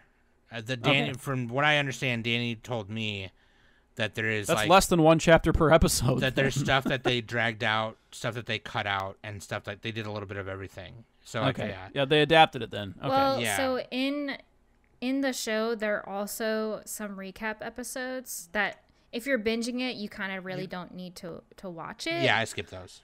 Although they're pretty entertaining because you get to see more of Junko, who is Hachi's best friend.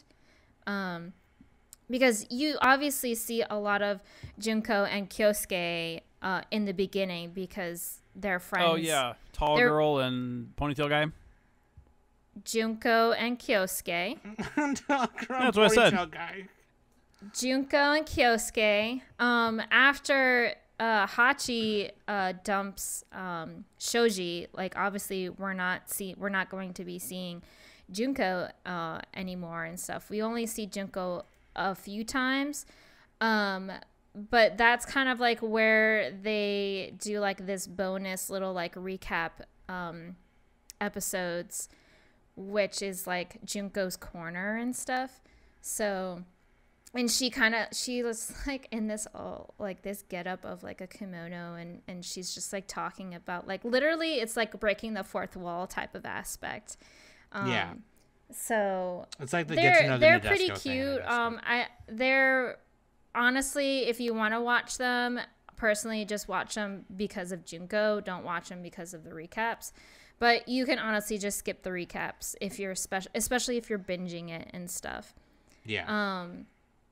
But as for, the stopping point on where this show ends, the ending definitely has like a kind of like time skip a little bit, but you can honestly, in the anime. You can figure it, like you can put the pieces together, obviously.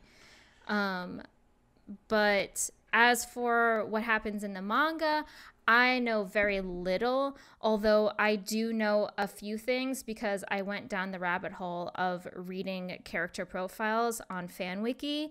So there are some things that I know that I'm obviously not going to say until I read it and stuff like that. Because I definitely want to read this. Like, this is a for sure, like, I need to know type of moment. Oh, you didn't read it? I thought you read it. Girl, I told you that I did not read it. Oh, okay, that's right. Fuck. Well, we can read it together then. That makes me happy. We can read it together. So, I said, there are some contexts that I do know that I have not read. Like, yeah. I spoiled myself pretty much. Oh, sure. So. Sure. But like, yeah, I mean, this is a type of thing where, personally for me, I would love for this to be done. Like, I want whatever is in the manga to be animated, absolutely. But I don't think we're gonna get it, quite frankly. And also, I don't think I want to, because I love this version so much. Like, I probably have watched this maybe more than 10 times, and every time I watch it, That's 400 episodes. 500 episodes. I always get I feel like I'm watching this for the first time.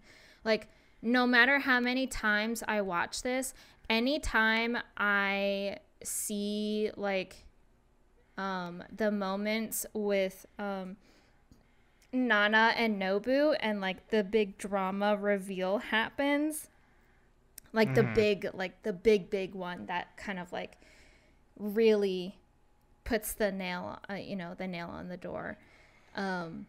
It just is so gut wrenching, and I'm just like, ugh. Like, I just want to cry every single time. I absolutely cried. Like, and I cried when all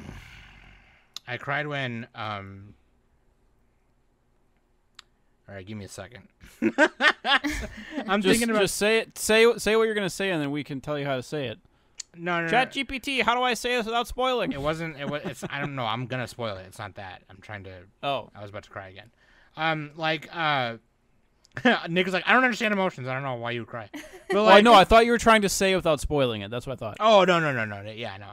I can't see you, so I don't know what. I can't see your face. No, I understand. My bad. Everyone yell at Nick. No, when Nana O comes home and Nana K is not there. I'll just say that. Yeah. I won't say why, but like, just like. Oh yeah, when Nana comes home, and she sees the letter. Yes. That was one of those parts that gave me a little frog a little bit. Okay, so you know what I'm talking about. Okay, hold on a second. I know we have been getting like Som's point of view, but Nick, you watched this for the first time. So right? Nick didn't get around to Sakura. Oh, hold on. Let me ask myself the question. Hey Nick, what did you think of this? Fine, the court decrees. Nana was the better of the two. Please don't butcher it so much, because this is my all-time favorite show. And, like, well, yeah. I don't think I can handle I liked it, Danny. like, I a liked Nick it, opinion. okay? It gets a solid 6 out of 10. I'm just kidding. The most insulting answer I can't ever. handle a Nick opinion on my favorite show. Why do you think You crapped I on like school don't? days. I generally don't want Nick to watch Fruba because I don't want a Nick opinion on it. What's the deal with all these emotions? I have like the A-Dune emoji. Oh my god. Yeah, so Nana is pretty good. I like the problem is I had to binge it. So like every time I binge something, it's gonna be I don't know. I feel less like this good is than it should be. But I did like it a lot still. I feel like this is a binge-worthy show, though. Yeah, you can binge it. But no, I like really fucking binged it. Yeah, like, Nick I don't had to mean in I a watched short like amount of 5 time. episodes a day. I mean I watched like the whole show in like 3 days. Nick had to do it in a short amount of time because, like I said last week, when he was busy. So Right. Yeah. And plus I suck at time management. So let's be and plus Zelda. Okay, come on. And At Tears of least the Kingdom you came out. admit your flaws. Yeah. I didn't even get off the Great Sky Islands for a long time. Anyway, save it for the Tears Zelda of the podcast. Kingdom podcast. Yeah, you and Danny do a podcast on Tears of the Kingdom. There you go. So Nana, yeah, it was engaging. I liked it, and I did watch it at about 1.25, 1.5 speed. Just telling you right now, Danny, so that affects my score. Okay. I watched it dubbed. The dub was good. Yeah. I think it was a good dub. Yeah, it's good. Oh yeah, I like the dub too. By the way, I watched it. It was It's better solid. than most modern dubs because they didn't have that breathiness, which I always complain about. Yeah. I hate the fucking breathy voices. But anyway, they like especially the main Nana. She was actually every character was really good. Honestly, they all fit. They didn't sound like they were 40-year-old people, So that was good. Actually, I think I like the dub all more than the adults, sub. so I mean. Yeah, but they're not like 50. Like they don't sound like they're.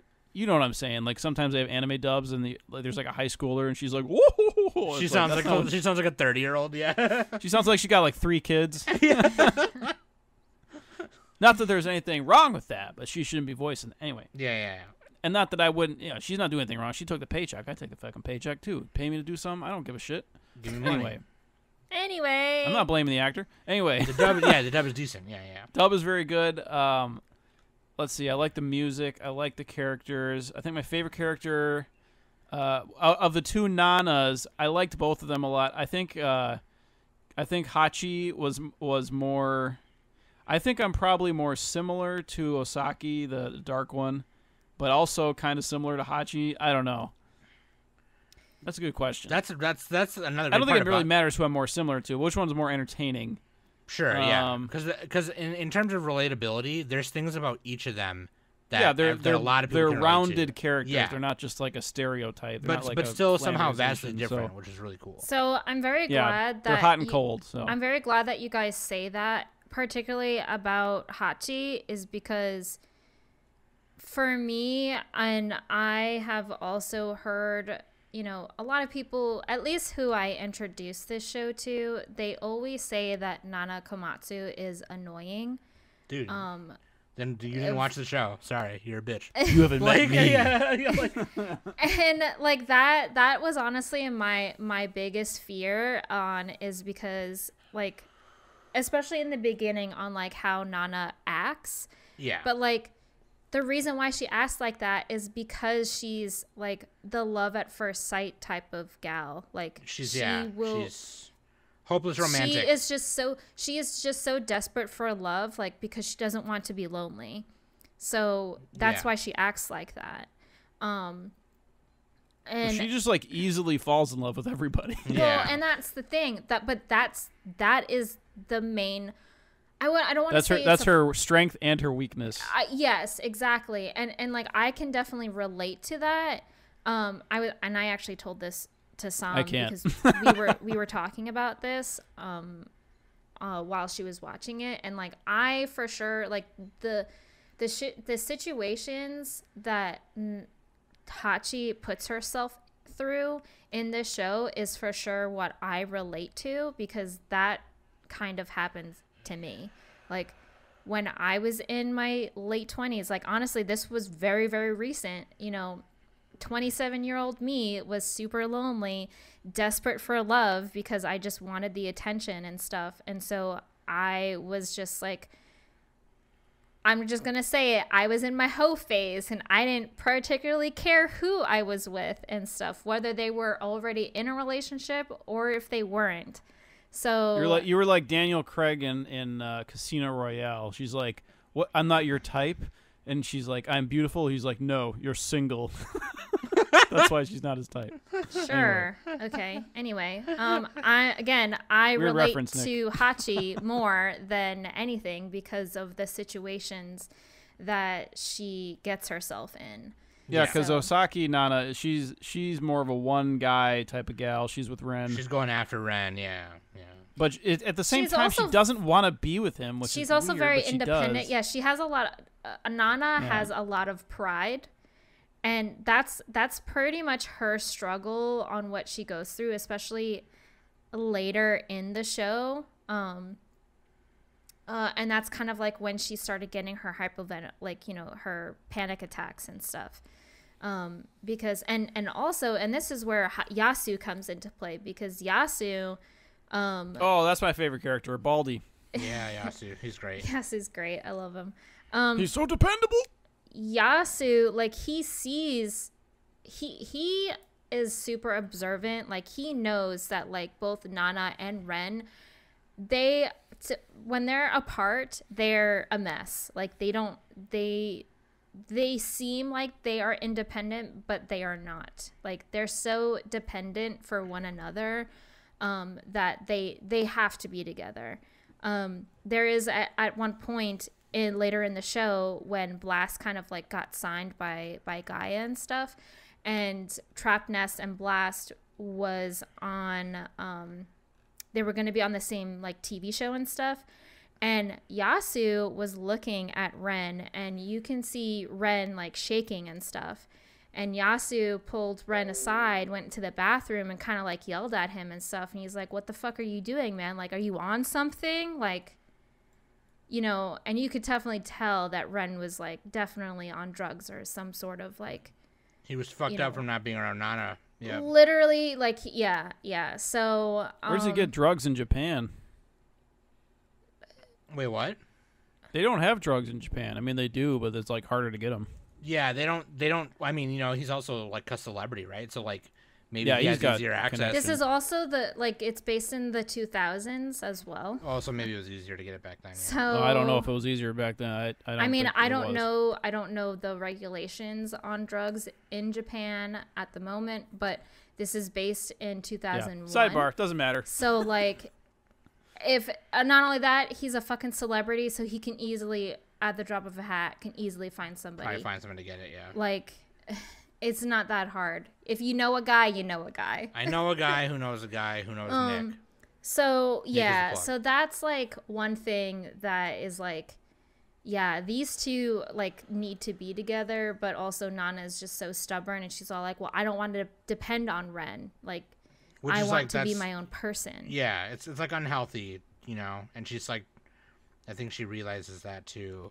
Yeah. It's like unhealthy to like need to be, when you don't have a for sure answer if you're going to be with this person or not forever. Yeah. Then it's unhealthy to like have that as a necessity in your life. Yeah. Like, you know what I mean? And so like one has to learn the opposite of the other, you know what I mean? And that's kind of like, that's like the juxtaposition of the two or whatever. But like they are still so similar in a lot of ways in that aspect, because they're both kind of hopeless romantics, but they are that way in different ways, and it's like that's why it's fucking cool. You know what I mean? It's like, oh shit. But I do remember you talking to me about that, Danny. It's like you know, a lot of people will probably be like, well, Som, you can't relate because you've been with Trisha since high school or whatever. But it's like, no, like yeah, Som's Nana Osaki. Yeah. I mean, I definitely had those feelings when I was in high school before I dated Trisha. And it's kind of like why we're semi-poly as well, because like I have a lot of love to give people, and I never feel alone when Trisha's in the room with me. But sometimes I feel like I don't know. I just don't relate to that at all. Yeah. But I can understand it. I understand it, though. I understand it. Yeah. I understand it. Yeah. This is why I was so afraid of Nick watching this, because I was literally afraid that he was just gonna say, "I don't get it. I hate it." Like, no, I get it. I get it. Yeah, Nick gets it. Yeah. I don't feel that exact same way, but I get it, because I actually have like human emotions. Yeah. I can understand things. We make fun of Nick a lot, but he's not like a soulless No husk. offense to the robots. Yeah, he's not a fucking robot. Like he's not. I mean, Chat some people GPT. are like that. I mean, it's not their fault. Yeah, Nick actually feels things, you guys. Okay, jeez, leave him Yeah, alone. well, I can analyze things and say this is how I'm supposed to feel. He just holds it in. He holds it all in until. I'm also. I'm like the kid with a forehead vein. Yeah. I'm also gonna say that it's a bona fide win for getting Nick a little choked up at that one episode with the letter on the table. Yes. If he got choked up by that, then this is a win. It reminded me of Hibine Renmei. That's why. Yeah, dude. Yeah. A little bit, like with the room, like you're in a room and you're like paranoid. That's what I relate to. Like, that's what are you gonna talking walk about. into? And that's what she walks into. It's like. I also have to say this is and the ending too with Nobu and Nana and the door separating them, and not to spoil anything, but yeah, that was good. God fucking damn it, Nick. I was also gonna say this should be also a Nick show because everybody has a 5 head. Plus 1 point. Literally everybody, like not just the girls, like all the guys. Yasu has a 6 head. He has a 6. Just bald. He's got an 8, but the 2 top layers rolled to infinite. The back. Yeah, he's a cue ball or whatever. Yeah. Oh man. Anyways, my final. But yeah, I liked it. And you know what? I liked the dynamic with Takumi. You needed kind of you need like an antagonist a little bit. Yeah, you did. He was like the good guy / he was both the good guy and an antagonist, I think. But I don't know who the antagonist was. Just like everybody's own bullshit. Like everybody was trying to be happy, right? That was kind of the point of the show. Yeah. And it's like it's like a slice of life a little bit with semi-famous band people. Yeah, overall, I mean, I feel like everyone is their own villain for themselves. However, I mean, Takumi was a good, like, he took care of Nana. Like, yeah, Takumi, well, he's just a jerk, kind of. Yeah. Half he's a little bit more than a jerk. Yeah, well, yeah. He's a little cold. That's the thing. He's like a fucking Final Fantasy villain or something. Kind of, yeah, actually. Yeah. Yeah, so like with Takumi, I do like Takumi, but I also hate him at the same time because he does like his story is very sad. Like, you know, his mother passed away.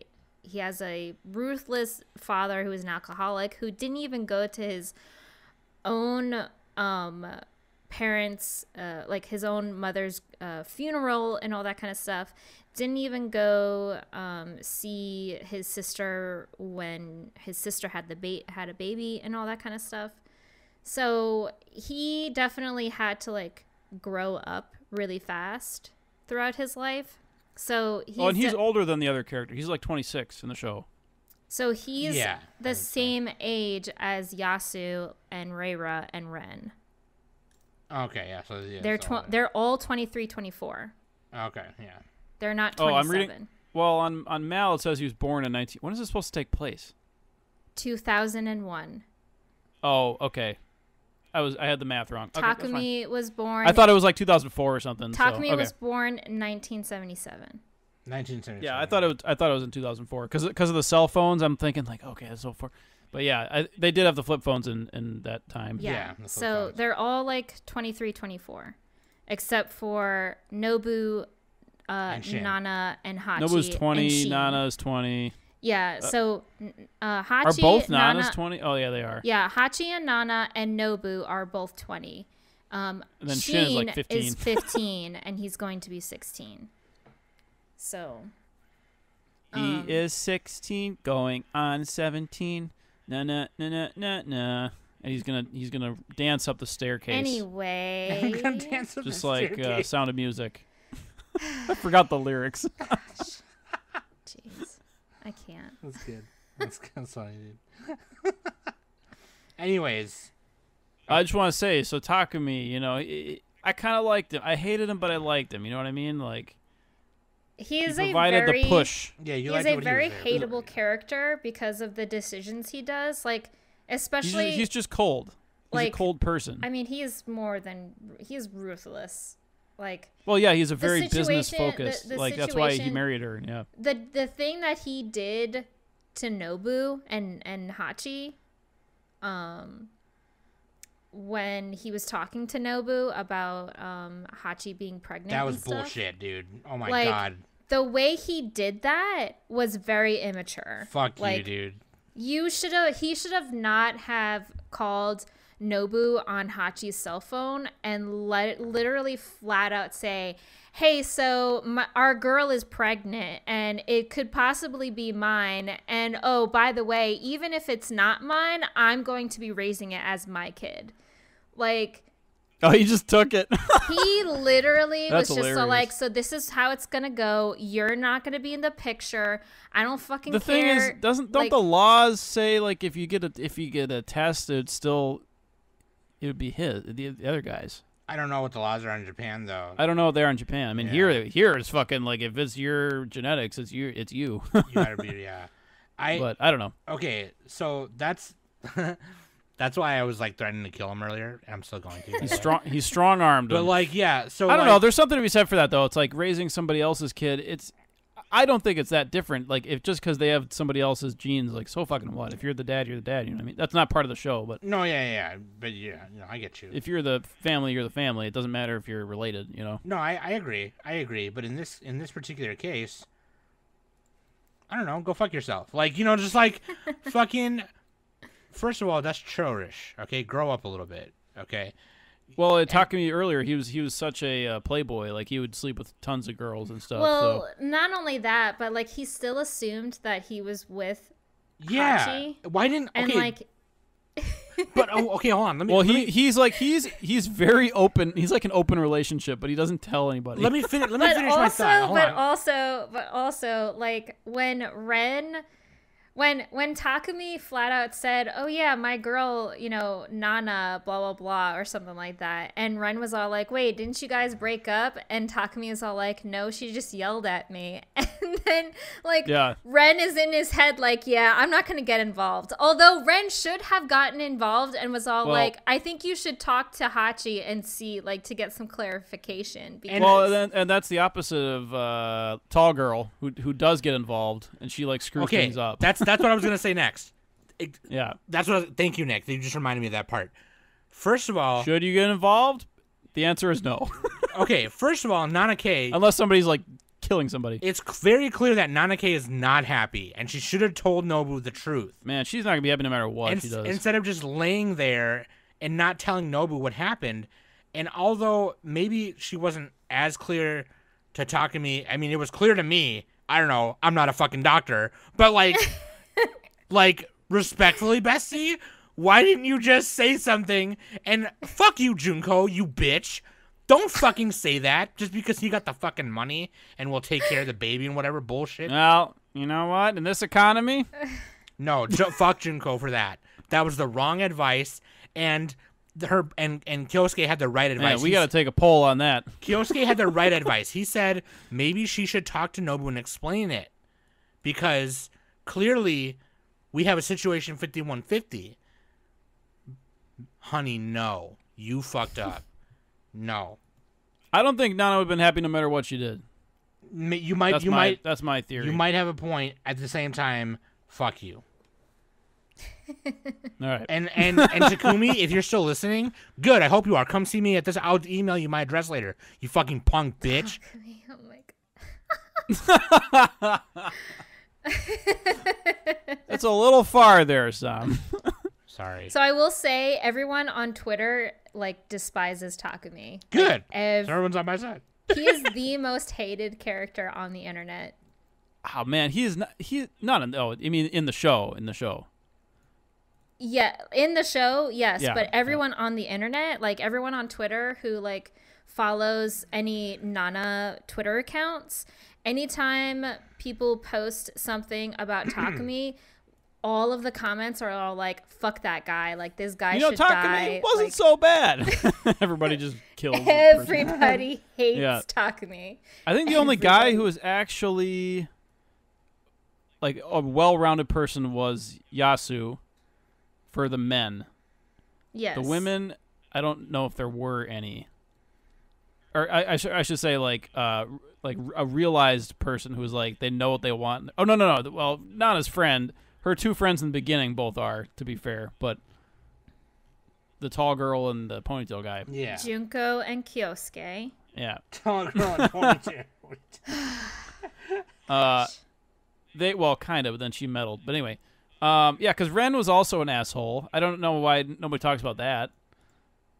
Yeah, Ren. Kind of, because he wanted, and they didn't really communicate either. Like him and Nana were like, Nana did not want to have a kid, and Ren did, and they didn't really clearly talk about it. I mean, maybe they did off screen. Well, but that was just because of their relationship. Like, they were just so, mesmerized and dependable with each other that, I mean, even Nana said it, like, they kind of like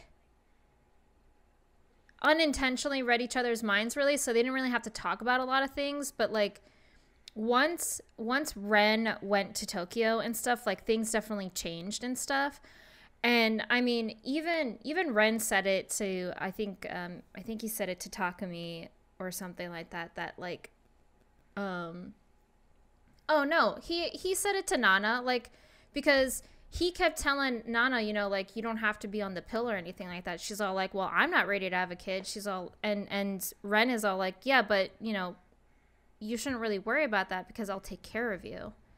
So, like, Ren flat out literally was all like, I'm ready to have kids. So, like, whether you want them or not, like, that's okay. Like, he didn't really, like, it's not like Nana doesn't want them, she just has something that she has more priority of, and that's her career. Yeah, he wants to have a, I'll take care of you. Yeah, right, bitch.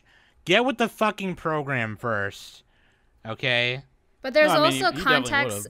There's also like a lot of context of Ren that we don't really see in the show. Oh, I guess maybe. There's probably he's not actually on screen a ton. So Takumi's on screen a lot more. Yasu's on. Shin kind of is, yeah. Well, most of them are. Some of the characters that are introduced at the end, like Shinoda, she's only in for a few episodes. Stand by what I said. Yeah. Miyu. Yeah. Me and you. Me and you. Okay. That's her name. All right. So what I'm saying is, anyway, my final thought is, Takumi, go fuck yourself. Ren, get with the fucking program. Nanake, girl, what are you doing? Baby, what is you doing? And I love it. And I'm going to read the manga from the beginning. I did like this is definitely a female, the author is female, right? Am I wrong on that? Yes. Okay, 100%. I was like, a guy did not fucking write this. You could tell just because like the way that all the characters think, and they're always thinking about other characters and like the whole like group and the community around them, that's like that's a much more female-centered thing. Guys, we think about like stuff sometimes. I don't know. We don't even really think. We just have like empty brain, like Homer Simpson shit. Like, yeah, I don't think you guys. Girls are like, I have to consider everybody's feelings and how everything fits together in the community and stuff, and that's good. But like, but a guy would not have written this. Yeah, I don't think you guys know what you're doing. I think that's the issue. Yeah. I mean, we'd be living under a fucking bridge if it was just us, I'd be living in a cardboard box. Like, but yeah, I did find that interesting because like Osaka and Nana was always she compared everybody to like, oh, you're the little brother, you're the dad, you're this that of the group, and like things were fitting into place, and she tried to meddle too. She wanted other Nana to be with Nobu. And yeah, anyway. Yeah, they like set up. She like had like this mentally she set her up like set up plan that she wanted like Nobu to steal her away and stuff. Because she wanted to be close to, like I said earlier. That's what I mean. Selfishly, she wanted that. Yeah, it just needs to be Nana, man. That's what I'm saying. But yeah, I don't know. I mean, unless the person is like beating the other person up, you probably shouldn't interfere with anybody's relationship. That's their shit. I mean, you could say something, but I mean, I don't know. I'm saying it. I'll say it to you. Shit. I'll say it to you, Hunty. I'll fucking say it to you. I don't give a fuck. Yeah, Sam will say it. I'll be like, drop that motherfucker like a hot potato. In fact, you know what? I'll do you a favor. I'll kill him for you. We'll make it look like an accident. Yeah. I love Nana. It's a great show. Moving on. My advice is always dump him. Respectfully, best. Dump that bitch. Dump that bitch, bro. Was that a TV? Was that like a? I feel like I saw that from somewhere. It was like an MTV show, like Next. Or was it like Chappelle Show or something? I don't know. I saw it somewhere. I think they were making fun of like an MTV, dating show. Yeah. Anyways, What a show title. Dump that bitch. I like the show, everybody, okay? Yeah. I love it. Even despite my male gaze, I liked it. I love it very much. Filthy male gaze. I'm going to start reading it. I wanted to wait to read it because I felt like if I started reading it before we did the review, I would like start making comparisons like I did with the Sakura Tyson section. Yeah. So, yeah. But yeah, for me, it's S tier show. I love it. That's my score. Sorry. I'll give mine because Danny's the submitter. Danny's the submitter. Yeah. I'm gonna say A tier because it doesn't have a proper ending. That's fair. And That's fair. It lacks a little bit of pizzazz and oomph and a little bit of pop in terms of directing. I wanted the directing to be more dynamic and crazy shit, you know what I mean? Sure. That's just me though. But yeah, as far as drama, and like they did a live action of this too, and like this would translate like very 2 well movies. to live action. There's two 2 of them, yeah. movies. Yeah, you could easily make a live action of this, and it'd be fine. This was basically directed as if it were live action. So yeah. But yeah, it was very good. Ending was lackluster, but oh well. A tier. Okay. Danny gives it like a triple S or something. Yeah, this is like God tier. This is like God tier status for me. Like I love this show. This is my favorite show. Yeah. I thought Fruits Basket was. Fruba is right next to Nana.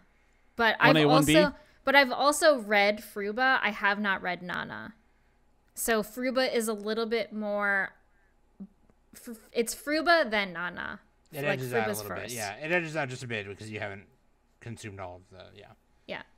So, and also right. Fruba is finished. Yeah, Nana that's is true. not. Fruba's finished. Yeah, so Fruba is the 1A. Nana's the 1B. Nana's the 1B. Yeah. Oh, yeah. Yeah. Okay, that makes sense. Yeah. So, reading it here, I forgot to read this research I did. The anime was intended to be equal to the manga and adapted up to the first chapter of Volume 12 to avoid filler.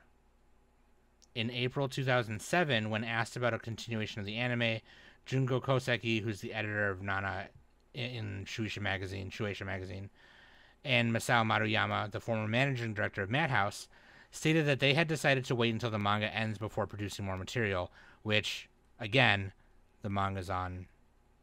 They wanted to be as close to the source material as possible, as much as they... Yeah, they didn't do the Full Metal Alchemist where they made up an ending. And do a TV, yeah.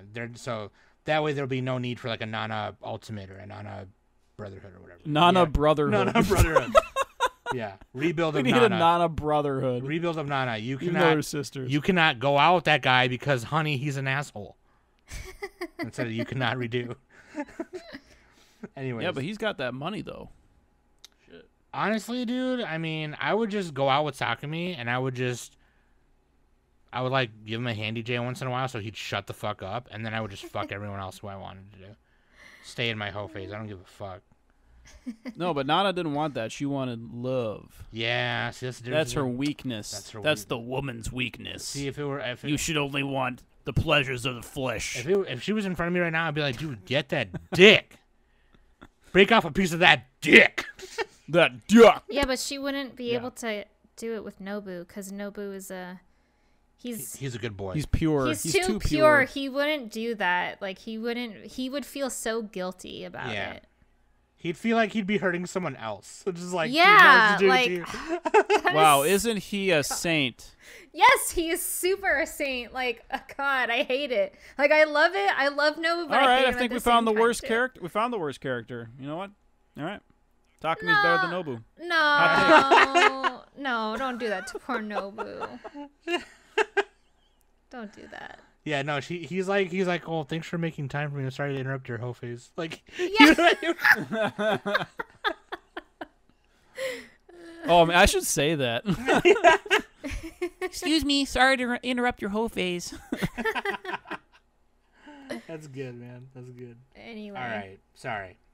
So who won? Who do you think won this?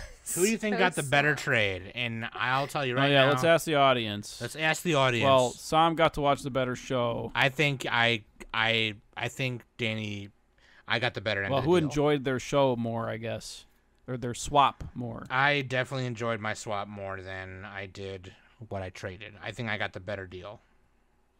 Is what I think. All right, and it's a competition, as with everything. So Som wins because Som purposely lost, so Som wins. This is a That weird makes competition. no sense. Well, all you have to do is submit. If I just pick like the worst show I can think of, I would win every time. No, Danny wins because she did the better rec. Okay, yeah, let's do it that way. So whoever recommended the show that was higher ranked. There we go. She had the okay, better, I had it yeah. backwards. Yeah. Nice one, Danny. Damn it. The court decrees. Dannie is the victor, and to her go the spoils. I take it as a W because she gave it a mid score at least and didn't hate it. But still, I will find a mecha anime that Danny will enjoy for real. And I think I know which one it is. I just have to go rewatch it. $1. I just have to go rewatch it, and then I'll do a Does It Hold Up solo cast. But yeah, anyways, you guys, I gotta tell you this, man. There's a lot of like EX episodes things that I'm planning right now. That's a good idea. Does it hold up? We need to do a mini-series on that. Dude, we can take ideas from my solo cast and do it. Like that's solo cast. Does it hold up? That's a good little. I've done 2 of them already, but we can do some for the main show if Planning you want. on the podcast. Planning I on the gotta podcast. fucking make one, dude. I've been lazy. Make one, yeah. No, well, I mean, but I'm saying like if you want to do a Does It Hold Up for like the, for the main show, we definitely could. I mean, we're already trying to gather stuff for our 2000s. We're already doing like spotlights. Yeah, we're doing our 2000s decade shit, right? That's why we chose these shows too, because that's kind of what this is. Yeah. But if you want to do your own little niche thing that like you don't want to make people watch, Yeah. But like playing on the podcast. But yeah, that's another reason why we chose these shows too, so that we could gather more for our decade, 2000s decade. But that being said, I enjoyed both these shows. Obviously, I enjoyed Nana more than the other. I love some of the staff that worked on both of these, by the way, and just like if I ever get a chance to play Sakura Taisen, I am watching a couple of Japanese Sega Saturns on my Sendigo right now, and I'm getting better at reading it, but I don't know, it's just like too much work to do the English patch bullshit. But that being said, I am also going to start reading the Nana manga. And me and Danny will read it together, and then maybe we'll come back and be like, okay, here's why it sucks now. Show this Nana sucks. No, I'm just kidding. But anyways, I love you guys very much. Thank you for listening every week. I appreciate your support. And again, I will update y'all guys after I talk with Danny and Nick and Ricky about merch coming out, and Quokka as well. And hope you guys are excited because me and Danny just planned the rest of the summer topics, and might be a little rhymes with Snack Town, if you know what I mean. So grab your Doritos, Cheetos, Fritos, yams, hams, tomatoes, potatoes, slams. Potatoes. I was hoping you were saying that. Oh man! All right, love you guys very much. Thank you for listening every week. I've been Som. That's been Nicka Hi, Nicka Heidi Ho, and Danny with the Fanny, and we've been the Anime Summit Podcast.